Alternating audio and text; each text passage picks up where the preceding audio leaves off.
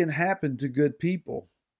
Even tragic things can happen to the righteous, but very rarely without our being involved, at least to some degree. Hi, this is Barry Phillips with 10-Minute Torah, day number 4, the Torah portion of Yishlach, and he sent. We started off on this journey in the chapter 32, verse 3, and we were talking about the spiritual dimension and how it intertwines and moves with ourselves as we move through the physical realm, especially in the arena of messengers as they accompany us. One might have to ask, when we read in chapter 34 what happened to Dinah, the daughter of Yaakov, where were the messengers there? Well, sometimes even messengers cannot prevent us from making decisions that lead to calamity and tragedy. So let's back up just a little bit and let's read in chapter 33, the book of Genesis, or Bereshit. Verse 17 says, And Yaakov set out to Sukkoth and built himself a house and made booths for his livestock. This is why the name of the place is called Sukkoth, which the word means booths or temporary dwelling places. Yaakov came safely to the city of Shechem, which is in the land of Canaan, when he came from Paddan Aram, and he pitched his tent before the city. Sound familiar? Where else have we read where someone related to the covenant of Abraham pitched their tent toward a city? We go back to the days of Lot, commonly referred to as Lot. He came to the city of Sodom and Gomorrah, and he pitched his tent with the tent's door looking toward the city of Sodom. What happened? At some point, he evidently sold out all of his possessions out there in the plain, took his wealth, and went and moved into the city. So there is an advantage perhaps to living in the city. It's more secure, it's more sheltered, it's more convenient, and all of the shops and things that you might want would be right there, but you give up a sense of the freedom on the outdoors to settle in the city. So we're not going to go down the battle lines of living in a rural community as opposed to living in a city. However, in this instance, the command of Yah to Yaakov was to get back to the land of his fathers and to his relatives. His relatives are at Beersheba. He settles in Shechem. From what I read online, that's a distance of about 135 miles between the two. Shechem to the north, Beersheba to the south. So mom and dad, if mom is still alive, we know that dad is at this point, they live a long distance by camelback or by foot to the south. But he is in Shechem. This is the area that is in the valley floor where Mount Ebal is on the right, Mount Gerizim is on the left, and on the opposite side of the valley floor is Elan Moreh, which is the place where Yah first revealed himself to Abraham once he got into the land. All three of these mountains are very significant. The city of Shechem is very significant. It's the modern-day city of Nablus. There's a whole lot to be said about that. We'll leave that for another teaching. So it's a very important area. This is a place close to Bethel, the house of El.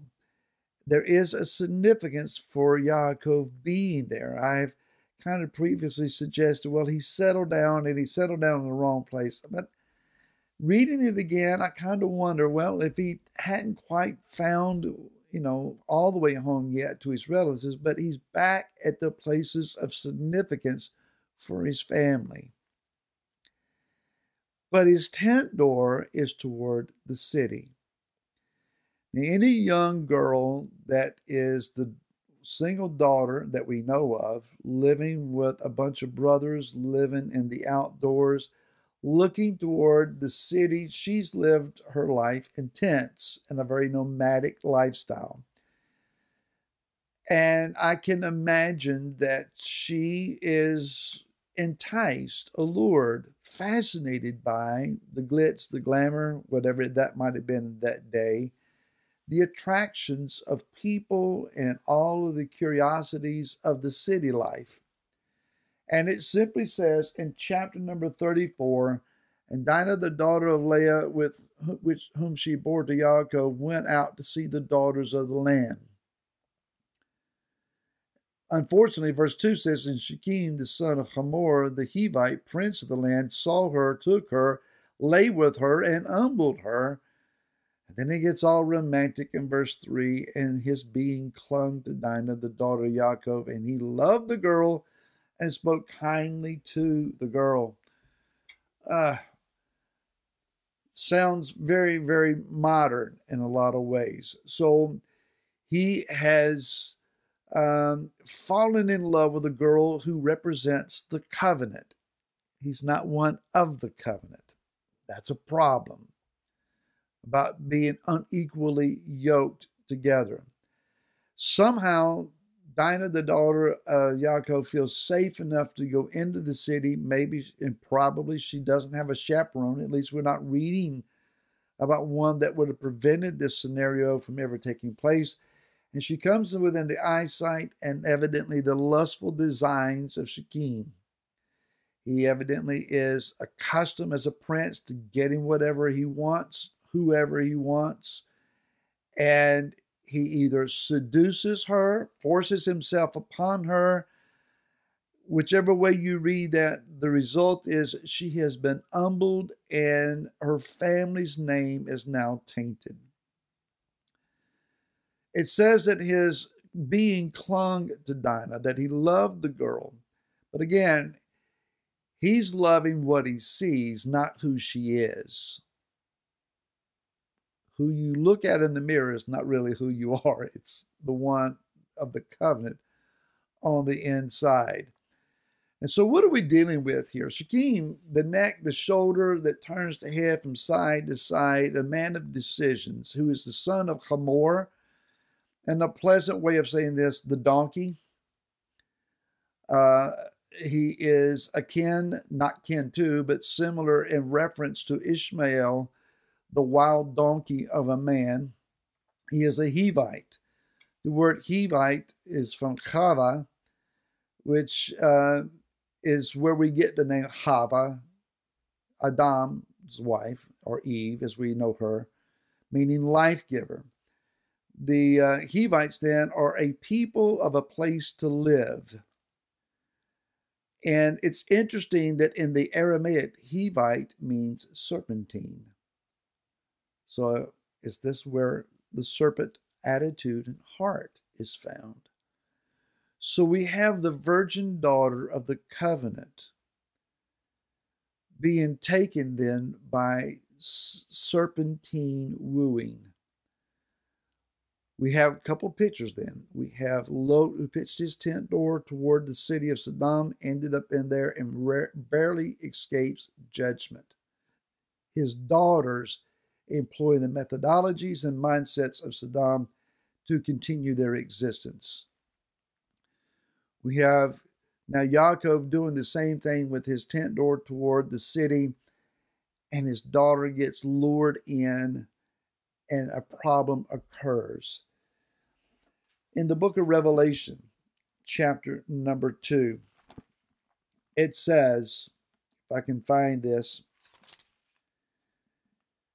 verse 12, and to the messenger of the city of Pergamos write, he who has the sharp two-edged sword says this, I know your works, where you dwell, where the throne of Hasatan is, that you hold fast to my name and did not deny belief in me. But then he goes on to say in verse 14, I have a few matters against you, because you have those there who adhere to the teachings of Balaam, who taught Balak to put a stumbling block before the children of Israel, to eat food offered to idols and commit whoring. A coincidence? No. The areas of Evil influence are there to draw you and I away from the covenant and to soil and to taint our reputation. Never forget that you're the daughter of the covenant, the children of the covenant, and beware where you put your tent store and what you're facing. More tomorrow. Until then, shalom.